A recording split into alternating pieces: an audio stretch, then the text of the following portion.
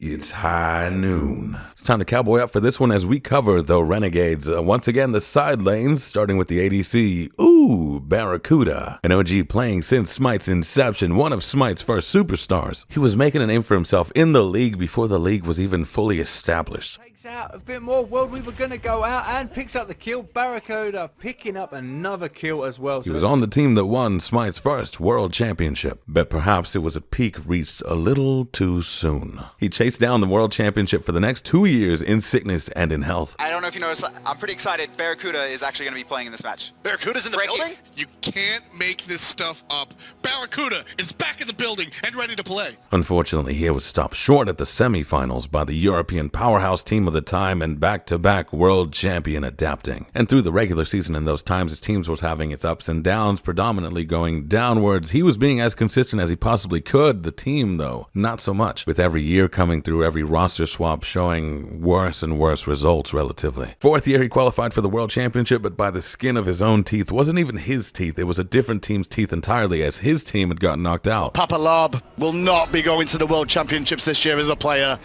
But what he could be doing right now is sending Barracuda, Jeff Hindler, Scary D, Xenotronics, and Masked there instead. And as luck would have it, he ran into his kryptonite yet again, this time at the quarterfinals. The aggression's on Rafa, but Rafa's just baiting away, as he always does, and it's Jeff Hindler that will pay the price. Barracuda may fall too, just trying to get away from Emilito. Has he got the snipes this time?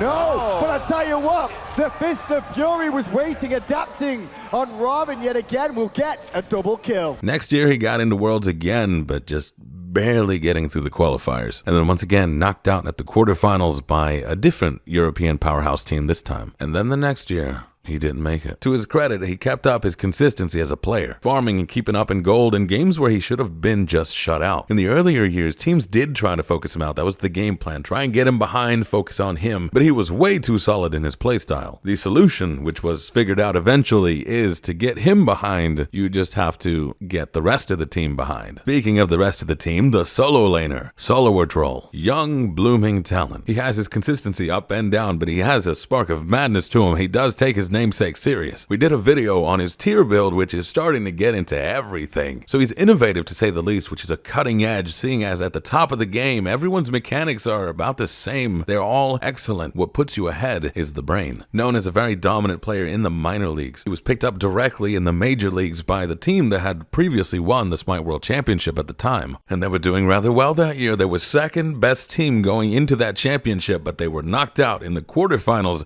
by SK, who went in, in the business. Yes, he's very green to the majors, but not only has he already shown he can keep up with the big boys, he's changing the way that they play. And if one troll's good, then two's gotta be better. You got Awesome Jake 408 as the support. By every definition of the word, this is your wild card, your loose cannon cop who doesn't play by the rules. The rumor with this lad is that he actually doesn't know how to play any Guardians. It's a more traditional style of support, and I would have believed you for the longest time until he got into the SPL and actually played one, because I've played with him, I've played against him, I've seen other people play with and against him. He's never on a Guardian, and there's really not much history to him. In fact, he hasn't played a lot in the minor leagues, and he's mostly known for being a ranked player. It's a breath of fresh air mixed with a little old school nostalgia. Back in the day, players could go pro from just doing very well in ranked and getting noticed. That's how a lot of veteran players got into the scene. But eventually that window kind of shut. You'd have to go through the minors into the majors, and a lot of talent was just reused and recycled. So picking up the 408 is kind of controversial in a sense of like, wow, why would you just grab a person straight out of ranked? But that's how it used to be, so what do you want? Is he a good player? Yes, he has his fundamentals down. He's just very different. His particular flavor has been catching some teams off guard. If you enjoy other esports, he reminds me of Stewie 2K in CSGO. It's a very unusual style of play that goes against tradition, and it catches people with their trousers down. Like, who would do that? Who does that? He is their element of surprise and rather fun to watch. Up next, the mid laner, Venenu. He had some success in the minors, some success in the majors. I say some success, but his team stood strong against European dominance. Adapting took Smite to a whole nother level. In the second year, the third year, The Smite League was dominated by the same team. In order to survive, other European teams evolved alongside them. North America was trailing behind. But this man and his team showed it's not about where you're from, it's how you play. Venenu is also known as a bit of a thinker. He has innovated the meta a few times himself. He's known as a role player, works very well alongside his team. An enhancer, if you will. On strong teams, he just makes them stronger. But the team needs to have some form of identity. He also was on Space Station Gaming when they had that lackluster year. Down to a hair of HP and vote, dashing forward, No picks up way. 2, 1 Rising Jaguar, and down they go. But guess who's waiting? It's Aquaman with a double uno. Adapting, making the rotation. Zeros with a thunder crash. It's only Aqua left alive for a moment. Adapting in the sky, wants it, he gets it. Zeros with a DS side, and that's going to be Pittsburgh Knights with game number But 1. mid-season, he was picked up by the champions of the time, played alongside Solar Troll. They were second best going into that championship. They did lose to the dark horse run of SK Gaming. And the jungler, Lasbra. He saw some success in the minors. He ended up in the majors as a mid laner. That didn't go too well. It wasn't his fault. It was,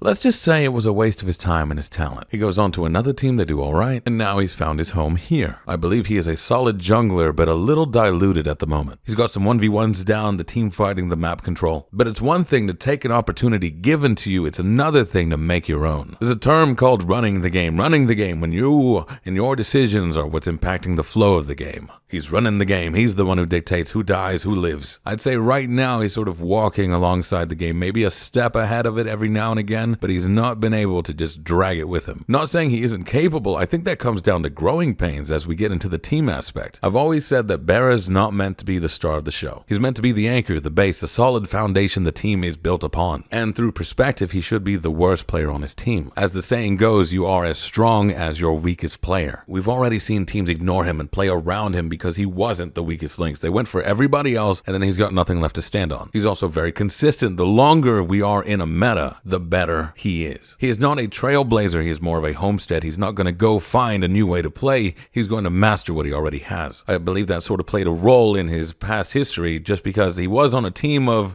traditionalists in a constantly evolving meta. And as the metas were getting shorter and changing faster, they were performing worse and worse. But now he's got Ven, he's got Solo, he's got the 408, he's got Lasbra. They pull out wonky stuff. They move metas. Most recent, they played that Susano Solo, that tanky hybrid Susano. I've seen that before. I'm pretty sure that's Lasbra's. And they took a game with it recently off the #1 team. And they all do have some experience playing with each other, so I'm not quite sure what is growing pains, what is genuine, and what is cheese. They've had some crazy turnarounds and fights against other teams, but I'm not sure if it's the 408 seeing something that we don't see or if it's just luck, as they've had some fights that were very questionable. Currently, I think Bera is going to be the foundation with this team, and you couldn't get a better foundation. I think Lasbra's in a good spot as a jungler. He's just going to expand his wings even more. Ven's going to look rough, to be blunt, and that's no fault of his own. He is the salt of this team. Salt enhances your food. You don't just eat salt. He follows up whatever the team's doing, but that might be the issue with the team. Not sure who the leader is just yet. Who makes the decisions for this team? Oh, we all sort of make the decisions. Right. All right, where are we going to eat, guys? Oh, I'm good. We get wherever you want. Wherever you want. You see what I'm getting at? Someone's got to drive, or we are all going to starve. And let's not forget, this team finally broke Barracuda's losing streak to adapting. Now, I want to see what the team gets up to. Is the 408 the next Smite superstar, or our team's going to figure out his random-looking playstyle and put him in the ground as the supposed troll he's supposed to be? Alleged. Is Solo or Troll going to continue soloing his enemies or trolling his own team? Is Lasbra going to keep growing as a jungler, or does the buck stop here? Is Barracuda going to get his plot armor back? Is this team going to mesh in time for Venenu to enhance its flavor? Find out Friday, Saturday, Sunday as these players get out there